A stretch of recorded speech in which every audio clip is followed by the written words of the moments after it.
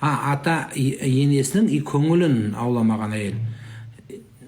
Мүмкін соның көңілін аулату үшін соған оның да көңілін қарау керек шығар. Көңілін қарамаймыз ба?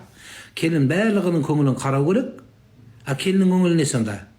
Бұл үйге жалданып алған қызметші ме не? Ертең сені қызыңды біреу қол қылып жұмсаса, сен тек қана біздің көңілімізді табу үшін келгенсің осы үйге десе не болады? Сол дұрыс па? Жоқ, меніңше бұл орысша айтқанда обоюдный дейді. Екі жақ келісілген болу керек та. Біз сен көңілін тапмаймыз. Басында үйленген алда құдалармен сөйлесіп, алып келеріңді келісіп алыңыздар. Сен біздің құлымызсың, біз сен көңілін таппаймыз, сен біздің көңілімізді табасың деп айтпайсыз ба? Сонда ол келе ме, келмей ме шешеді өзі, байдың өліп бара жатса да. Жоқ, ондай болмайды ғой. Не сөз ол? Біздің көңіліміз таппай жүр. Келіннің кеңілін сенің көңілін табу үшін келінге де бір нәрсе керек шығар, қарау. Келін де балам деу керек шығар.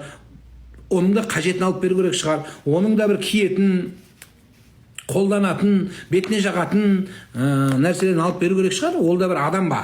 Жоқ, адам емес бұл. Сендердің барлықтарың көңілін табу керек. Ол ше? Жоқ, темір ме ол? Темірден жаратылған ба?